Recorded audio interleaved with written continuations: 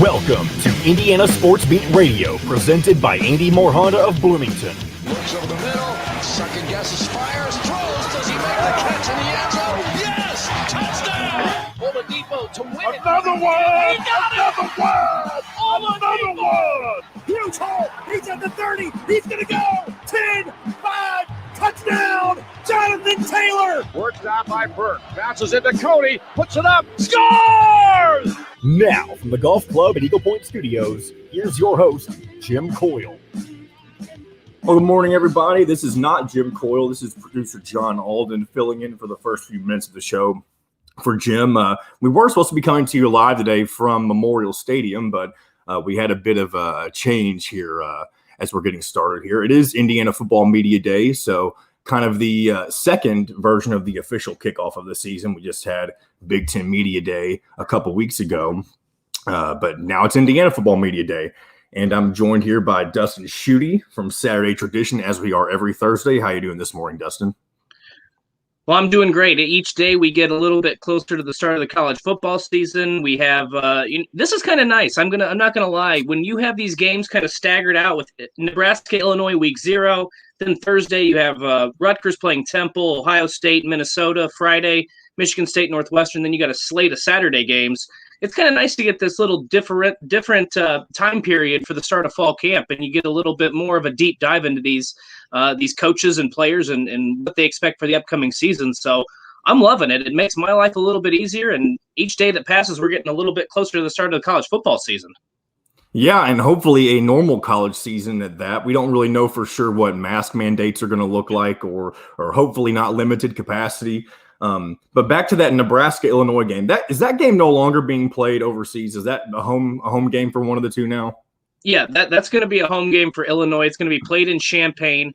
Basically with everything that was going on, there was just no way to get those two teams over to Ireland safely and have, basically you have different governing bodies, different rules for different countries. And so what has happened now is Nebraska scheduled a game for next season. For next season's week 0, they'll play Northwestern over in Ireland. But this game is a week 0 game now for in Champaign for both Illinois and Nebraska, and it's a big one. It was going to be the highlight game no matter what because of the other contests scheduled for that date. It's the only Big Ten game. It's really I think it's the only Power 5 matchup we have.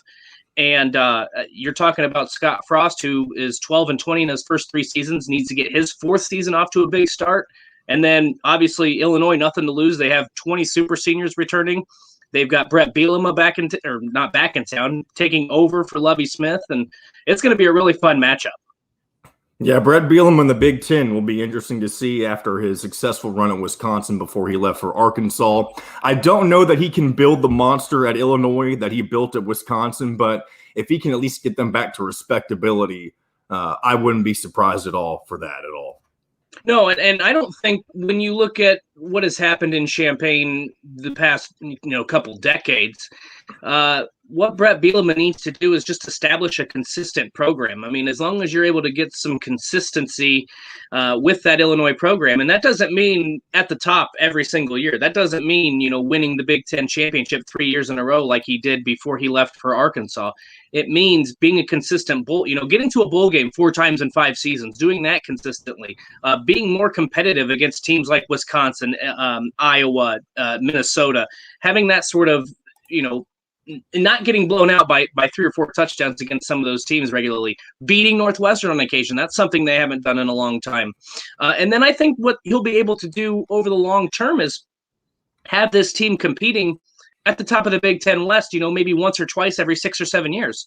And again, when you look at the history, and especially the recent history with Illinois, what more could you want? If you're getting to a bowl game 4 or 5 times in a 6 or 7 year span, if you're competing for the Big Ten West Division title once every couple seasons, I don't think that there's anything wrong with that. Like we said, Wisconsin, they have a formula that's been successful for a really long time. It's going to be interesting now that Barry Alvarez is no longer the athletic director, and his thumbprint's not going to be on that any longer. It's going to be interesting to see where they go under Paul Chryst, but I think Brett Bielema will develop Illinois into a team that really you don't want to play on any given Saturday, but 6-7 wins on a regular basis. I think you take it if you're Illinois.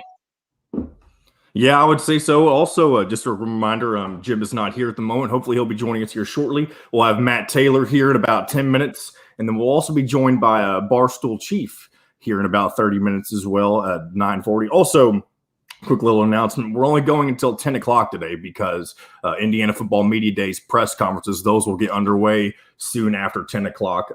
If you're on the radio side of things, that's what your second hour will be. It will be the audio from those press conferences, so be sure to stay tuned during that second hour for that. Also, yesterday, ESPN released their version of preseason college football rankings. I know all sorts of media outlets are releasing those right now. On the Indiana side of things, they've got them placed at number 17. I would say that's a pretty respectable place to be. I don't think there's anything to be upset about with that position for a preseason ranking. And right below them, you got the number 18 Iowa Hawkeyes. And I think that's a very interesting way to look at it, considering they're playing at the at Kinnick Stadium for the first game of the season. Okay, let me ask you a question, John. Did you think when these came out, and obviously we still have to see what the Associated Press and what the coaches' polls look like, and those are kind of the official polls for the preseason, and we can debate about whether that's a good thing or a bad thing, but you see Indiana in that 17 spot. Did you think they were going to be higher or lower than where they are? Higher or lower? See, in my opinion, I always thought at the end of last season that 15, anywhere between give or take 2 rankings before or after 15 was kind of the expectation, the realistic expectation for Indiana. And so 17, just a couple spots back. I think that's about as low as they should be ranked going into the preseason. But I don't think it's too low at all. I think it's right where they should be. Yeah, I think there was some expectation that some people thought that maybe this would be a top 10 team. I expected them to be maybe in that not too far off from where you said. I thought that they might be in that 12 to 13 spot. And then okay. I thought Iowa might be in that 15-16 range. But the bottom line is they're heading into a season they're going to be ranked in the AP top 25. They're ranked in the ESPN top 25. They're ranked in the CBS Sports top 25. So this is going to be a consensus top 25 team, and they're going to play Iowa, which is going to be a consensus top 25 team. And then a few weeks after that, they're going to play Cincinnati, which I think, I don't have it in front of me, but I think Cincinnati's at 10 or 11 in that number ESPN. 11, yep. Yeah, so you talk about an opportunity to prove it. I mean, you win those 2 games, and you got Idaho sandwiched in between there. You start the season 3-0, win those games. I mean, expectations are going to soar for the Hoosiers. So it's going to be fun. Tom Allen said, again, he'll probably talk about this, but when he was in Indianapolis Lucas Oil Stadium, he made it clear that they want to start in the top 25. They want to finish in the top 25. And he wanted to get back to not being at media days at Lucas Oil Stadium. He wanted to be playing in the game at Lucas Oil Stadium, which is going to be tough because I think Ohio State's going to be really good again this year. But it's an exciting time because you anywhere inside the top 20, I think we can say that maybe the Indiana name on the front of the jersey, I think that some of the prognosticators and some of the people who are responsible for these polls maybe have kind of thrown that out the window just a little bit. Mm-hmm. And that's a good sign for Indiana. And one thing that has been constantly running through my head for Indiana and the fact that they play this road game against a good Iowa team to start off the season with expectations and I don't want to say unreasonably high, but as high as they've ever been for most people who are still fans right now. If they don't win that game, especially if they lose by a couple touchdowns or more, does that kind of put a potential derailing situation on their season, just like they did with Penn State last year, the way that Penn State lost to Indiana in the opener? Yeah, that's a good question. I don't know. I think if there's a coach in the Big Ten, there are a couple coaches who are really good at if my team loses, I'm really good at getting them back on the right path.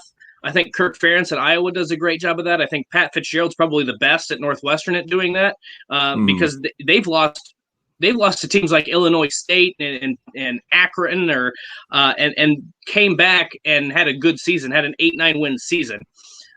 So there are coaches who are good at doing that. I think Tom Allen fits that category.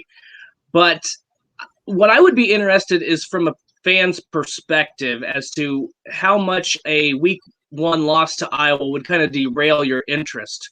Because there's an expectation, again, we talked about it, that Indiana should be a 9 or 10 win team.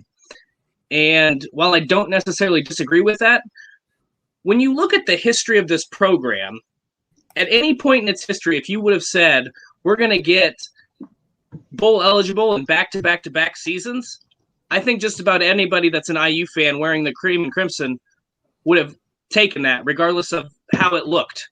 3 straight bowl games, we're going to look really good, and I'll take that any year because we've been so bad. But now there's an expectation that you have to be competing in the Big Ten East. You have to get to a Florida Bowl or a high-ranking bowl game.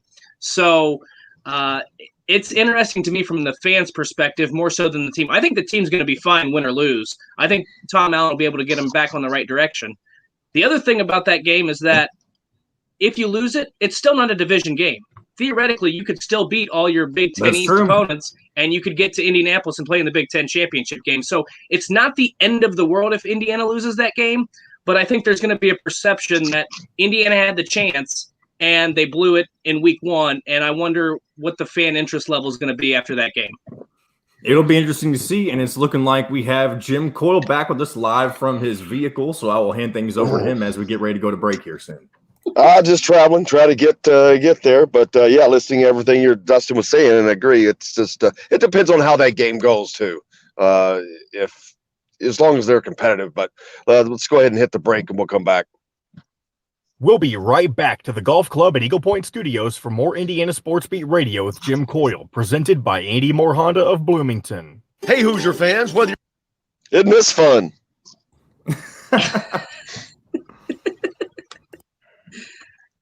Is that Jim Coyle or Todd Leary? Well, there's no cage behind me. Man, this day is just not set up good. And tomorrow's not set up good either.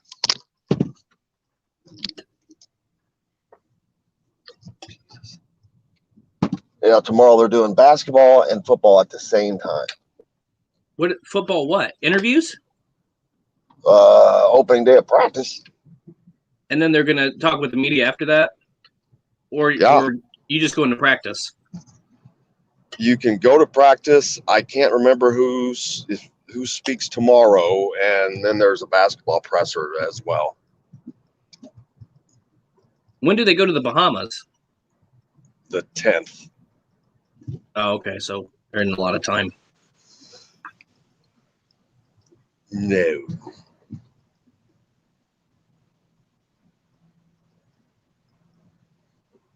John, I'm still trying to figure out what we're going to do at 10.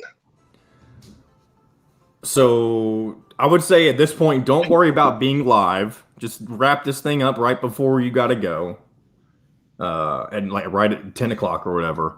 And the radio side of things is just going. That's just going to be the press conference. We don't need to have 2 hours here, and we can just post the press conference later. Does that make sense? Okay. Where are you gonna take the post press conference from? Audio wise, I'll just take it from the official Indiana. one if I can. Okay, yeah. There will be several. There will be the one that enough. has best audio, which I'm sure will be the. No, you're gonna need enough for an hour. Well, yeah, I know. Okay. Well, nobody's speaking for an hour. It'll be Tom Allen, it'll be multiple people. Well, we'll see. We'll see if I can get an hour plus commercials put together, we'll be fine. If not, I'll let Ref know we'll be a little bit short if we need to. Well, we shouldn't be short. There'll be enough content there. Well, that's what I was saying. You just made it sound like it wasn't going to be. You get each guy for 10 minutes, you should be good because usually they have 3 players. No, Tom Allen's going to talk for a half hour to start it. And there you go. Then Michael Penix is going to talk. I mean, there's more than enough. There'll be more than enough there. All right, I'm bringing this back. House in Carmel and on 86th Street in Indy have a long list of craft beers and all of the right foods to go with. Plan a day on the links at Eagle Point in Bloomington, then stay for dinner at Sam's Clubhouse. Sam's Restaurants, professionals in the art of food and drink. This segment is brought to you by Andy Moore Honda of Bloomington. Now back to the Golf Club at Eagle Point Studios for more Indiana Sports Beat Radio with Jim Coyle, presented by Andy Moore Honda of Bloomington. Here's Jim Coyle.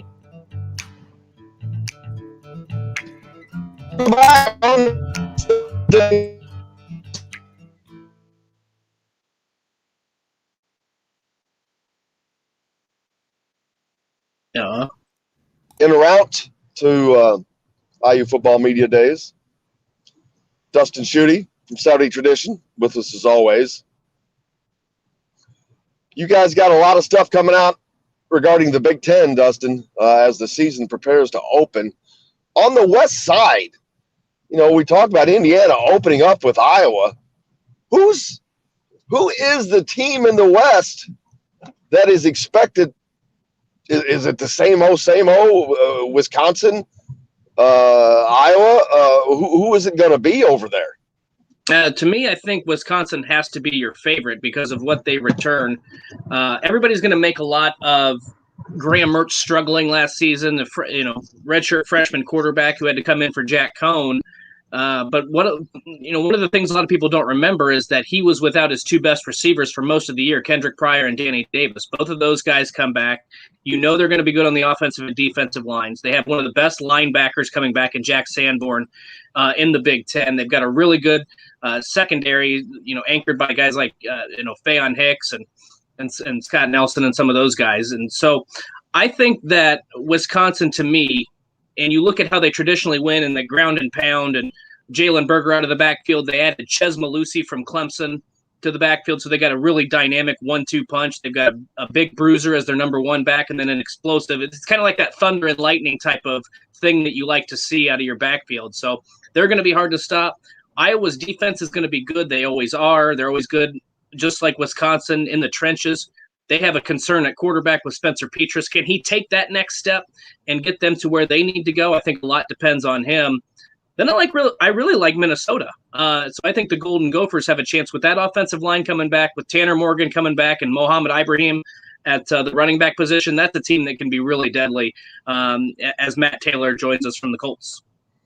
Yep, Matt Taylor, how are you doing, buddy? Joining us from Colts camp up in Westfield. How are you, sir? I am good. I'm actually home today. No practice today for the Colts. Today's an off day in terms of that. So working from home. Are you running errands? Are you going to Kroger? What are we doing here? Actually on my way to IU Football Media Day, believe it or not. Running behind and couldn't get there early enough. So still en route to get there. But luckily we're not searching for a quarterback right now, but the Colts obviously in having a quarterback dance, man. Yeah, I mean, without question right now, I mean, the stroke of bad luck for the Colts to start training camp has just been unreal. I mean, it all started a week ago Monday when Chris Ballard had his pre-training camp press conference and said that, Frank Reich was going to miss the start of training camp. He was on the COVID-19 list, and a handful of other guys started the in-season portion of camp on that list as well. And then Carson Wentz, Quentin Nelson, Ryan Kelly has a hyperextended elbow. He's going to be out for the foreseeable future, at least probably most of training camp. So it's been a stroke of bad luck, as I said, for the Colts. But right now they're sort of in injury purgatory as they try to figure out the timeline on some of these guys post-surgery. I've never seen anything like it where one guy has a foot issue dating back to an old high school injury, and it kind of flares up. The word the Colts used was a twinge. And then, come to find out after a lot of observation and digging into it, okay, the best case or the best course of action here is to have surgery. And then literally the next day, maybe your most high-profile player on the team outside of the quarterback and Quentin Nelson, who's an all-pro guard each of his first 3 seasons in the NFL, he has the exact same injury and has to have the exact same surgery done at the exact same time by the exact same doctor. It's, like I said, I've never seen anything like it, but that's the hand that the Colts have been dealt. Now they have to play their cards and get through training camp and get better and try to figure out where they go from here. Yeah, the whole time, the search for the quarterback, the right guy, all the thought goes into that. Now all that's kind of out the window as they've got to find a replacement to start the season, to get through the season. Wentz probably going to be out up to 12 weeks. That's a big chunk of the beginning of the year. It's not the start that the Colts need to get off to, especially this season with the schedule they have.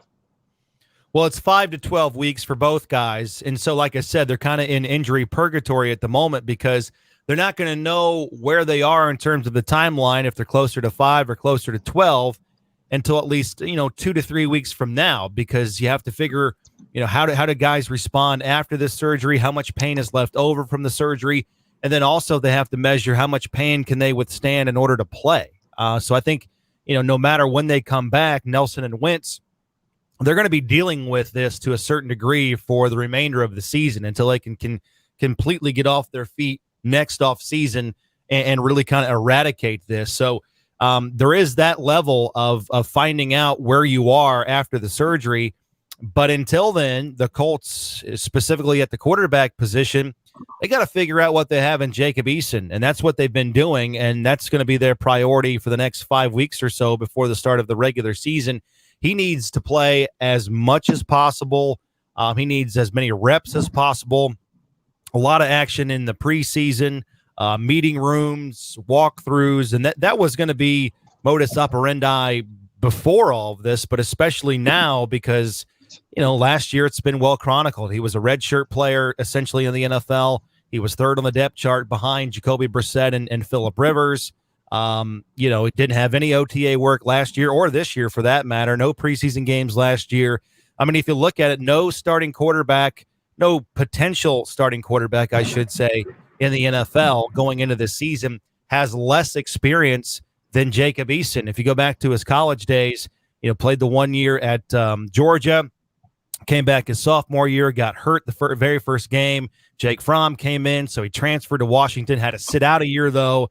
Played 1 year at Washington, came out early, had the redshirt year last year with the Colts. So if you look at the last 4 years specifically for Jacob Eason, he's only played in 16 out of a possible 55 games that he's been able to play on the teams that he's been on.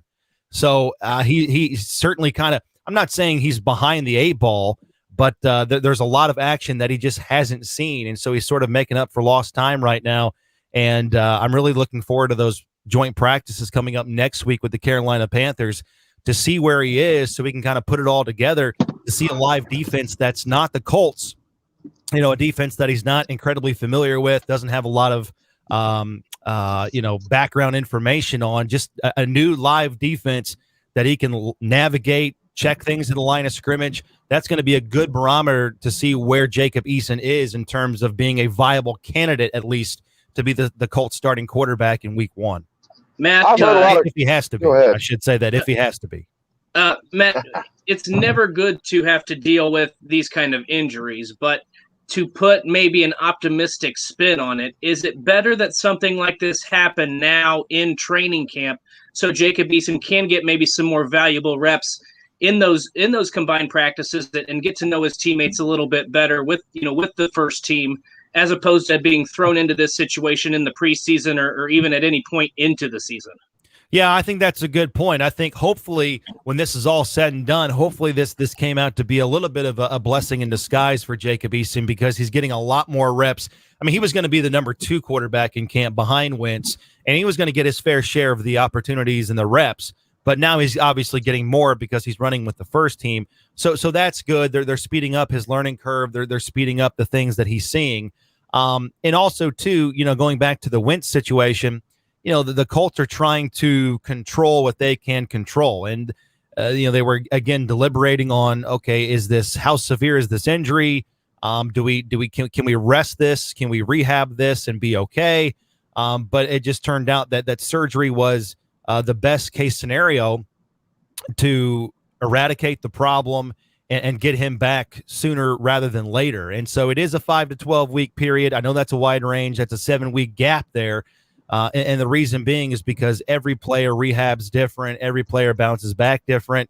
Frank Reich said after practice the other day that, typically with this injury, and he's translating from the doctors, but typically, the bigger guys can come back from this sooner than like the speed guys, the outside guys, receivers or DBs, just because they don't have to plant. They don't have to, put as much stress on the foot. Obviously, Wentz is going to have to be mobile, but, he's a bigger guy in terms of the quarterback. He's 6'6". So it's something that they wanted to take care of now so that it's not a problem, week 5 and he has this injury, and then, 12 weeks from week 5, you just can't do that. You can't get over that. Whereas now, 5 to 12 weeks, hopefully it's closer to 5. And, you're still talking about close to the regular season, or hopefully in terms of the Colts, worst case scenario is it's, you only miss 1 or 2 games and you're back right at it with your starting quarterback at age 28 by week 3, just hypothetically. So the Colts are going to hopefully start off with some wins, and you're going to, if he can't do it, are you going to start a quarterback? I tell you what, you don't want me playing quarterback. We found that out the other day. We were out there tossing the ball. I don't have the arm strength to nearly to the point where Jacob Easton is. So it's going to be fascinating. I mean, everybody's saying, do you need to go get a veteran quarterback? I think it hinges between 2 different things. Where is Wentz in terms of his health bouncing back after the surgery? And then where is Jacob Easton in terms of his progression after basically losing a year last year and kind of redoing his rookie season all over again? So I think those 2 things combined will tell us if the Colts need to go out and get a veteran quarterback closer to the end of the preseason and heading into the regular season. The Colts, of course, man, quarterback has been such a precarious position for them since the loss of Peyton Manning, really.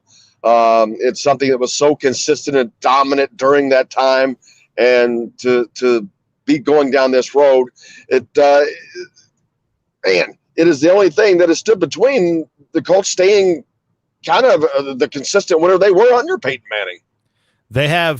I think they have a top 5 roster in the NFL. I mean, Chris Ballard and his staff, since they've been here since 2017, they've been one of the best drafting teams in the league. This team is solid across the board. There's not a part of this roster where you say, yeah, but this could get you beat. No, I mean they really don't have any major weaknesses. They've got a lot of depth, and to your point, the Colts have had 7 different quarterbacks on their roster in the last 5 years, and no matter who the quarterback is week 1, if it's Wentz, Eason, doesn't matter. It's going to be 5 years in a row where a different quarterback starts week 1 of the regular season. Just think about that. Yeah, that's right. That's the consistency right there that is not there because of that. And that goes in with everything, the cadence with the line, just everything, the handoffs, how the passes are, every little bit. And it's everything is about timing, especially in the NFL when you're at the zenith of everything being at the highest level. So until I guess they get this quarterback situation resolved, that's going to be hard to get back to the top. Well, I brought that up. I was talking to Jack Doyle after practice yesterday, and I brought that up. Hey, just in the last 5 years, you've had Rivers, Tolzien, Jacoby, Andrew Luck, Wentz, Eason, Brian Hoyer, and all he could do is laugh. I mean, he's just like, it's odd, it's weird. And the thing is, to your point, you're exactly right. I mean, the offense is the offense under Frank Reich. And, the majority of the playbook is, the skeletons of it is basically the same. But as we all know, every quarterback has their strengths and weaknesses and their nuances and the plays that they really like. So it's all about adapting for guys like Jack Doyle and the other pass catchers. They have to get up to speed on what the strengths are of the quarterback that they're playing with that day. And they also have to understand all the little nuances on the cadence, how he releases the ball, tendencies, stuff like that. So it's been a constant carousel learning curve for guys like T.Y. Hilton, Jack Doyle, Zach Pascal that have been here on this offense or in this offense for the last 4 years. We've talked enough about the doom and gloom with the quarterback situation. I want to know, Matt, I know it's early and there's still a lot to be seen here, but what position group have you been impressed by so far through training camp, just getting a firsthand view of it? Well, the entire defense, it just looks phenomenal. Now, is that a byproduct of Eason going through his learning curve? And we also should say that, on the offense, you're basically playing right now without 3 starters on the offensive line. So there's a lot of things that go into Eason's up and down visible play. A lot of things that affect him that he can't control. But just generally speaking, so far through 7 practices at training camp, the defense looks to be dominant, and they're at least taking advantage of the offense's, their issues here at the moment in terms of the injuries. The defensive line. I mean, I was on this show with you guys all summer long talking about where is the pass rush going to come from, and that group early on. And again, I know it's early. You got some injuries on the offensive line. You've only had 2 days of full padded practices, so you have to kind of take that into consideration. But that being said, the defensive line, specifically the pass rushers, look like they're going to be okay. Kamoka Toure looks like he is fully healthy after the 2019 ankle issue that's plagued him the last 2 years. Kwity Paye, the rookie out of Michigan, looks like he's going to be really, really good, and we might have to start thinking our expectations of him for his first year in the NFL. Same thing with Tyquan Lewis. DeForest Buckner is a defensive tackle. He looks absolutely unblockable in this training camp.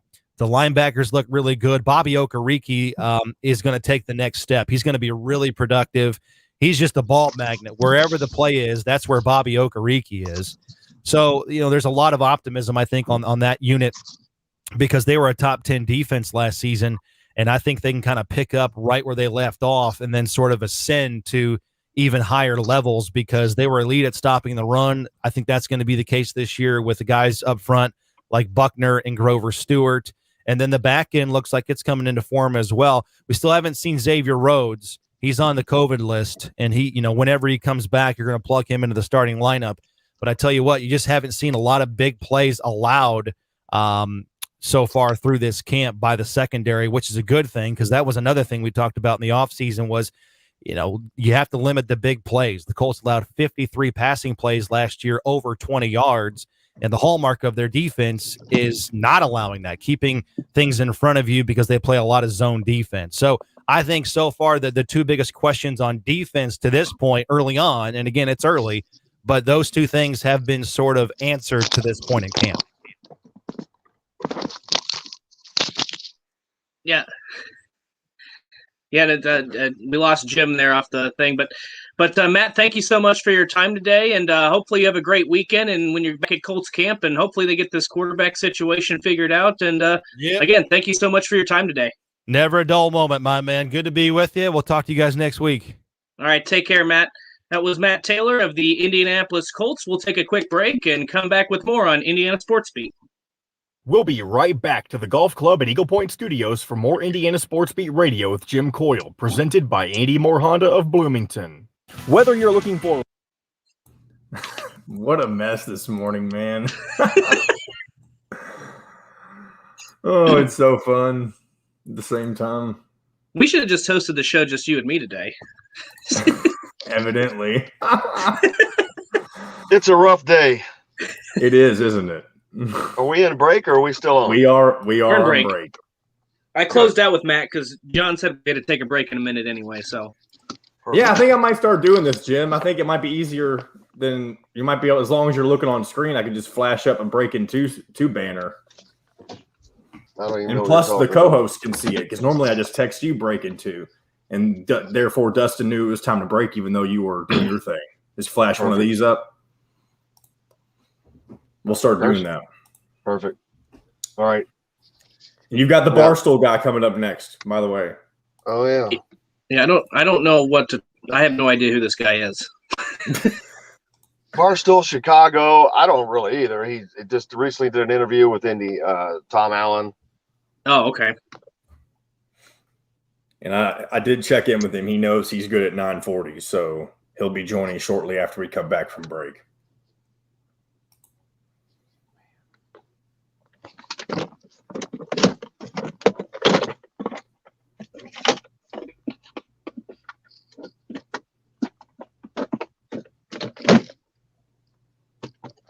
I'm going to start walking in. I just got here. Well, I just got here. This reminds me of the stuff Matt Jones does whenever they're screwed up with the studio.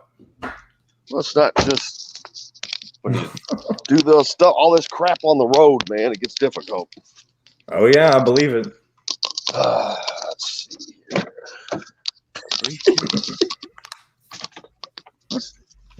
Here we go. Here's Barstool Chief.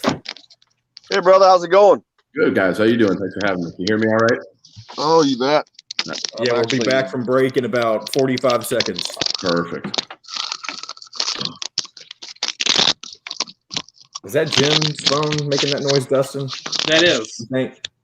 Man, As we stare at trees. Well, I was putting my headphones back in. Oh. I'm at IU football media days. Just getting here, actually. Too much going on, man. You just had an interview with Tom Allen. How?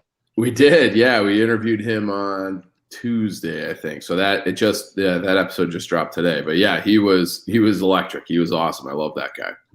All right, coming back in 10 seconds. Here we go. $70 a month. Andy Moore Honda Bloomington, Bloomington's #1 Honda dealer. Come see us at the all-new Andy Moore Honda, now in Bloomington. This segment is brought to you by Remax Advanced Realty, Indie Home Pros team by Cheryl Sizemore. Now back to the Golf Club at Eagle Point Studios for more Indiana Sports Beat Radio with Jim Coyle, presented by Andy Moore Honda of Bloomington. Here's Jim Coyle. Welcome back, Indiana Sports Beat, coming to you here on this Thursday. I'm live from actually the IU Football Media Center Stadium here. George Taliaferro, right there, as you can see, the statue. Can't get that in there. Hey, George. But here, as IU Football Media Day taking place today, we've had Big Ten Media Days already, and now we're joined by Chief from Barstool Media Sports in Chicago. How you doing, man? I'm doing great. Thanks so much for having me. You have as much energy as Tom Allen does. Must be infectious down there in Bloomington. I'm telling you, you have to almost down here. You got to do to keep up. But, yeah, here live from IU Football Media Days on this Thursday. A lot of anticipation and excitement going into this Big Ten season. I know you just did an interview with Tom Allen, something that probably normally you would not be doing, interviewing the Indiana football coach. Yeah, we have a lot of love for the Big Ten and Indiana in particular. So we don't have any alumni on our show, but I don't know. I've always had a soft spot for Bloomington and IU and the tradition with basketball. I love that floor, and I love the fact that they're getting it going for football now too. And Tom Allen, I'm in. I'm a believer. Leo, the whole thing. I don't know how you can't get excited about that guy, Newcastle, Indiana. Like, he seems like the perfect guy to make Indiana football a success for a long time. I hope he's there forever. That's one of the things, the national perspective, covering IU all the time. Of course, you have your takes on that, but the national perspective generally takes a lot longer to follow along, with good reason. Indiana has basically sucked in football for so long, but this is a turnaround of drastic proportions of where they are competing with the likes of Ohio State. We saw that last year. That expectation is there for this year. It's crazy when you're talking about Indiana football to do that, but it's a fact and it's here.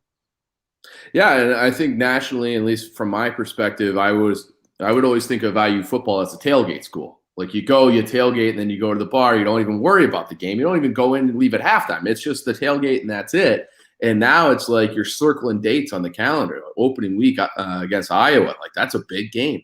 They got Cincinnati. That's a big game. They scheduled Notre Dame. It's not for 10 years, but they're out there, like, making those types of headways. And I think for the first time, teams are like, either, yeah, we want Indiana to schedule that look good, or maybe even, I don't know if we want to play Indiana. They're too good. So, like, they're getting up into that echelon where it's like they're a program to be taken very seriously.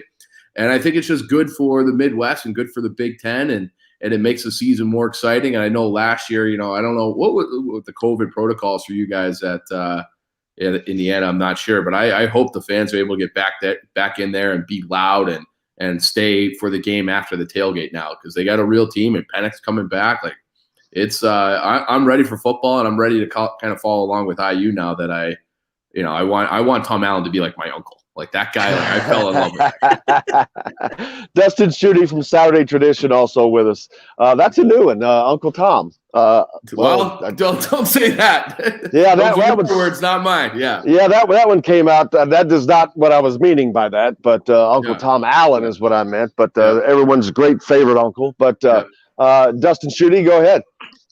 Yeah, so I'm curious to know. You talk about Tom Allen's energy, and the first time I was at media days at Big Ten media days in 2018 or 2019, getting a chance to hear him speak, like he's like his own locomotive. Like as soon as he gets going, man, he fires himself up. I'm curious to know, of all the people you've been able to talk to and interview and just speak with, where does he rank in terms of energy? And is there anybody that you've talked to that is kind of falls in his category? That is a good question. I mean, we've had Pat Fitzgerald on.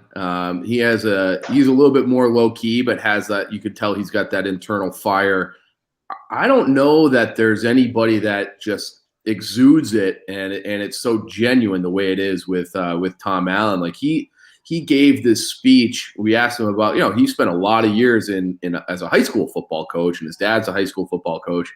And we asked him about, what was that like? And it reminded me of the Field of Dreams speech, where he's talking about like the lights and the thrill of the grass and the smell and the band. Like there's not one aspect of football that guy doesn't, eat for breakfast, live, like he just loves every second of it, every element of it. And it's infectious. Like I did that interview. I'm like, I need football to start right now. Like absolutely right now. I'll do 2-a-days for a couple of weeks if that's what it takes to get football here sooner. That guy was absolutely fantastic. And to answer your question, like I don't think nobody comes to mind that brings it with as much authenticity as Tom Allen did. And I think that's the key. It is exactly the key. It is authentic. It's authentic beyond belief. It is, the sincerity is completely there. Mm-hmm. And you can sell a bit of goods to some people for a while, but the sincerity has to be there because it will eventually be seen through. And he is as sincere as any human on the face of this planet, and that comes through. It comes through to the parents. Mm-hmm. I think that's why Indiana has the most kids from the state of Florida on the roster of any team in the Big Ten. That's not by accident, and it takes a lot for that to happen, and Tom Allen has been the reason. Yeah, I believe it. We had him give a living room speech to us too. Like I want to know what his recruiting speech was, and it gave you a little like shiver down your spine. You're like, man, like so when you combine that with you're a part of building something, and you have this great man as your kind of your father figure of the program, and it's the Big Ten. Like it matters. It just seems like they're on their way to being if. I would say that before I would say, man, if Indiana, could they ever be as good as what Kirk Ferentz built in Iowa? And I think that's kind of the model. Like there's no reason why they can't get to a position where they're challenging for the Big Ten. If he is, I didn't know. He didn't mention that he has the most kids from Florida. That's really something. So yeah. He's starting to recruit nationally and locally, and people are taking notice, and it's great to see. I really hope that they, I want a strong Big Ten. And with all the different realignments and this and that going on, I want the Midwest to still be a place where football matters. And I want the programs that are here, that I want the Big Ten to still mean Midwest, and having another strong program, right in the heart of Big Ten country, I think is really good for the league and good for people all across the Midwest. Dustin covers the Big Ten for Saturday Tradition exclusively, so he's very in tune with that. And down in the Southeast, where all these players, where Indiana has increased their footprint, so he knows well of that. Actually, Dustin, I'm gonna let you close the show out as I go get prepared for the Big Ten Media Day. So I'm gonna say bye to you guys, and thanks to you as I jump off here and run upstairs to meet with Tom and those guys. But I'll appreciate you, and I'll talk to you later. All right. Well, give Tom my best. And and thanks for having me. Nice to meet you guys. All right. Well, I'm staying on. You guys can stay on, but I'm going to let Dustin close the show with you guys. Sounds good. I just Kick me out, John. So one of the questions I had, it sounds like you're a college football, maybe a purist like I am. All these. I am. I go back to the Big Ten, and I can't remember back to when the Big Ten had 10 teams, but I remember when they had 11 teams, and they had that fun logo with the hidden 11 in there and everything. I really am not a big fan of the realignment, Texas and Oklahoma shifting over to the SEC and some of the big time changes. But I mean, that's what's coming. What are your opinions on realignment? Do you love it? Do you hate it? Do you just kind of change with the times? Like I drag my heels knowing it's coming, but I don't have to like it. Yeah, I want I will vote for any candidate, and I know they don't have this power, but I would vote for anybody that promised to put the college football conferences the way they were in 1998. Like, that's what I want. I want it to be regional. I want those rivalries. The fact that like the backyard brawl doesn't exist anymore, and I think they're trying to bring it back in the next couple of years, but they're not going to play it at the end of the year. So it's like, what are we doing? Texas and A&M haven't played on Thanksgiving. Like, that's the one shining light, I guess, from Texas moving to the SEC, was that you'll get that game back. But it's like, come on, like, that's the league. College football is about tradition. It's about rivalries. It's about, they're like that regionality. And I also don't remember, like, one of my earliest memories of Penn State is their first Rose Bowl against Oregon. I think it was like 1994 or something. I was a little kid. Yeah. But like, I wish, we could go back in time and let them join the Big East. So then the Big East has Pitt, Penn State, West Virginia, and then maybe Boston College doesn't leave, and Va Tech doesn't leave, and Miami, and then we could just have college football be what it was supposed to be, which is in the way it was designed. And I think that that's healthier and better, and probably leads to more parity and just more, those traditions. Like, I love the old Oaken bucket and these different rivalry trophy games, and the brass spittoon and all these different things that just, it feels like they don't matter as much, and it's all about the dollar. And I am a capitalist, but this also just doesn't feel right. So it's I don't like it. I'm with you. I'm dragging my feet. I'm doing all I can to stop it, which is tweets. Which Chief, is on another note, nothing. Yeah. Exactly. On another note, with the college football playoff expansion, I know that's kind of been put on hold with all this conference expansion going on. But what are your thoughts on that? What do you think they should do with the playoff? Yeah, I mean, obviously, I think if you're going to these super conferences, then I guess you have to do 12. Otherwise, I don't know how you just determine who qualifies. I always thought the perfect number was 6, because then you could have. And I wouldn't have automatic bids, but I think it would kind of lead to that, in like an unofficial automatic bid, and then one free, one at large or so for either a group of 5 or Notre Dame or a second SEC team, whoever is worthy. But and then maybe you have, so it's kind of like the NFL where the top 2 would have a bye, and then maybe the the 3-4 seeds get they get to host a game. Like, I can can you imagine?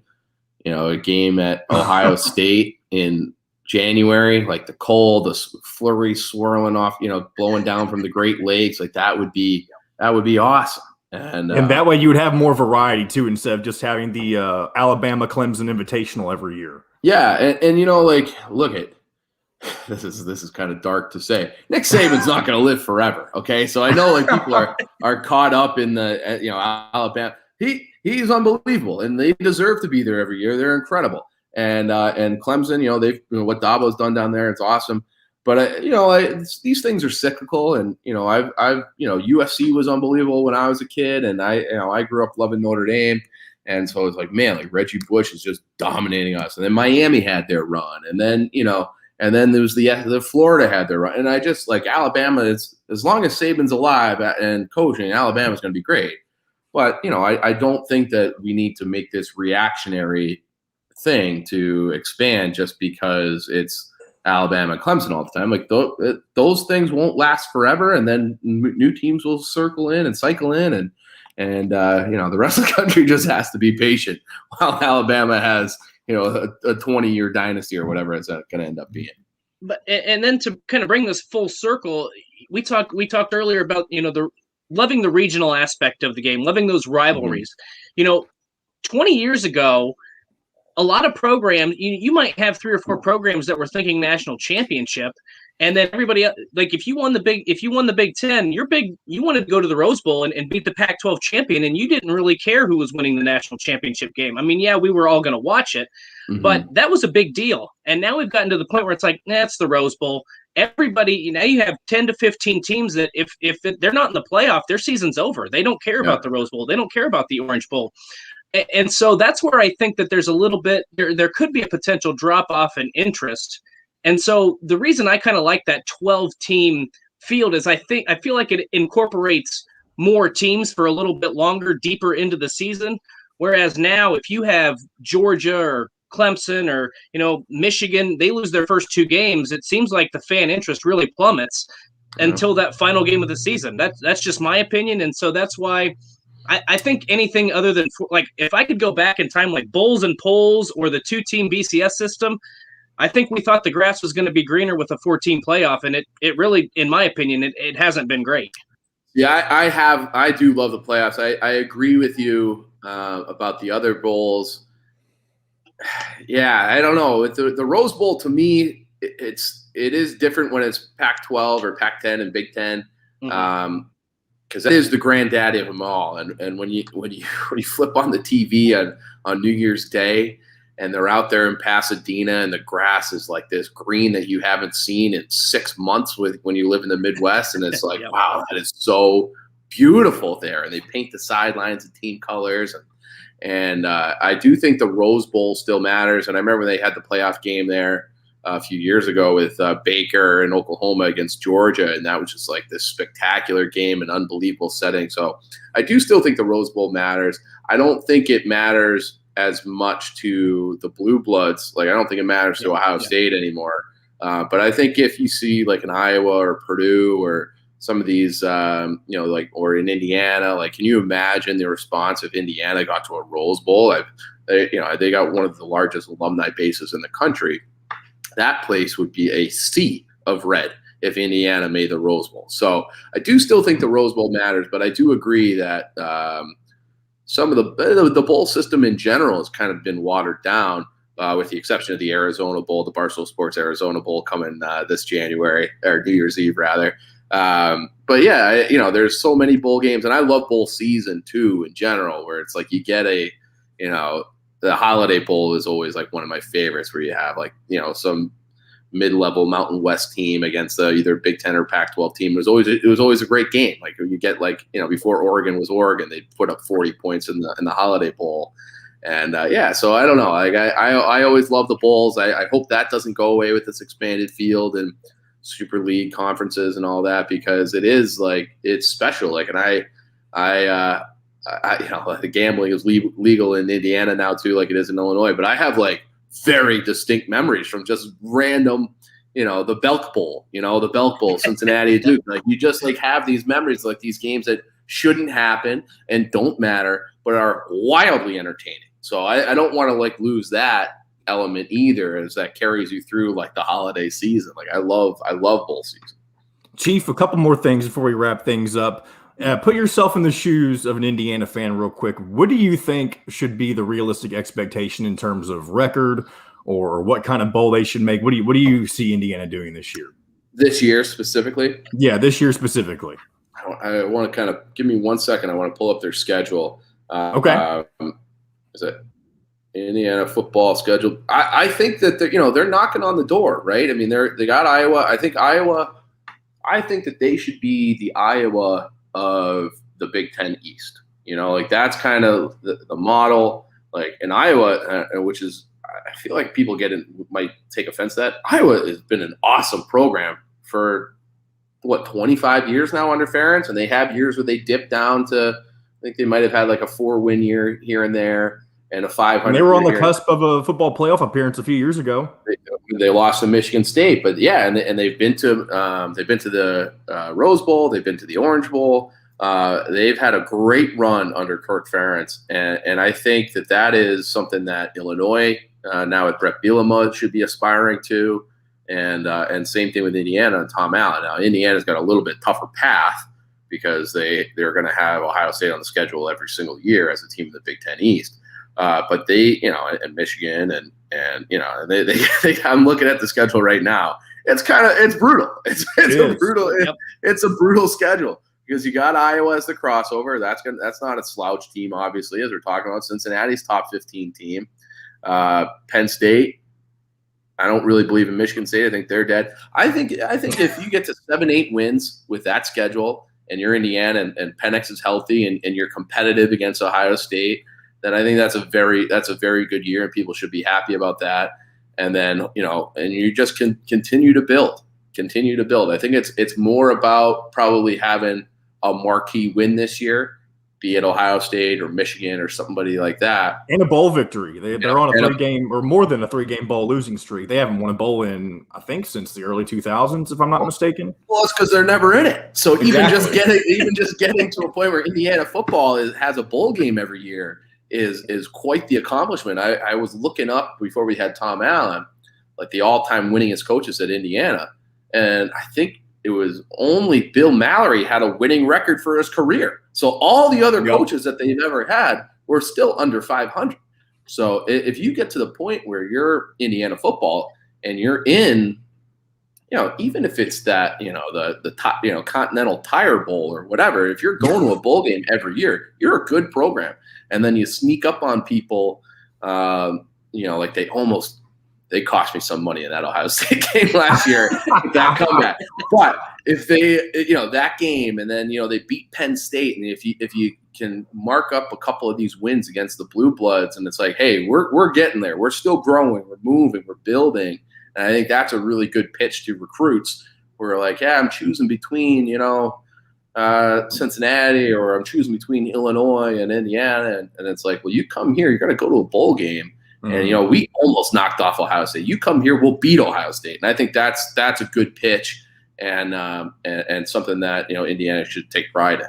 But I think everybody kind of has this thing in college football where they all think they're the prettiest girl at the dance and they don't really appreciate what they have. And I hope Indiana doesn't fall into that trap, because you see it. Like Illinois, Ron Zook had a good run here.